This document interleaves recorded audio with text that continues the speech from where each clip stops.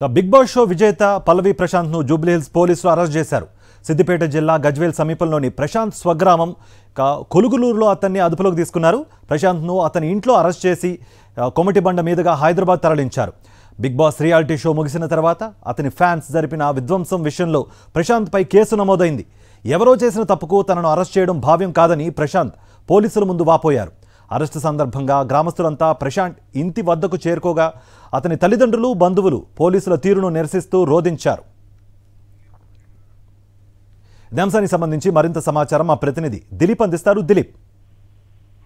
Karthik, so Bigg Boss 7 winner గా ఉన్నటువంటి పల్లవి ప్రశాంత్ ను కాసేపటి క్రితమే జూబ్లీహిల్స్ పోలీసులు తన స్వగ్రామం అయినటువంటి గజ్వేల్ మండలం కల్గూరులో అరెస్ట్ చేశారు. తనని జూబ్లీహిల్స్ పోలీస్ స్టేషన్ కి తరలిస్తున్నారు. ఏదైతే బిగ్ బాస్ లాస్ట్ రోజు తను అన్నపూర్ణ స్టూడియోస్ నుంచి బయటికి వచ్చిన తర్వాత ఘటనలు ఏవైతే జరిగాయో అక్కడ ఉన్నటువంటి రన్నరప్ ఉన్నటువంటి అమర్దీప్ ఫ్యామిలీ పైన దాడి కానివ్వండి, అలాగే అక్కడ ఉన్నటువంటి పబ్లిక్ ప్రాపర్టీస్ ఏవైతున్నాయో ఆర్టీసీ బస్ పైన దాడి, ఈ రెండు నేపథ్యంలో కూడా ఇప్పటికే తన పల్లవి ప్రశాంత్ ఆ రోజు ఎవరైతే ఆ వెహికల్ ని డ్రైవ్ చేశారో ఆ డ్రైవర్ ని కూడా అరెస్ట్ చేశారు.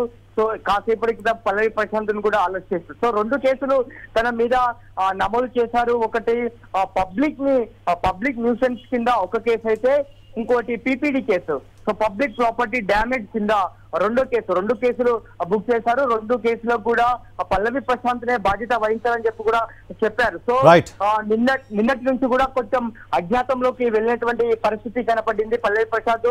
సో ఇవాళ మధ్యాహ్నం నుంచి కూడా అందుబాటులో ఉన్నాడు తన స్వగ్రామంలో. సో కొందరికి ఇంటర్వ్యూలు కాసేపటి క్రితం మనతో కూడా మాట్లాడిన పరిస్థితి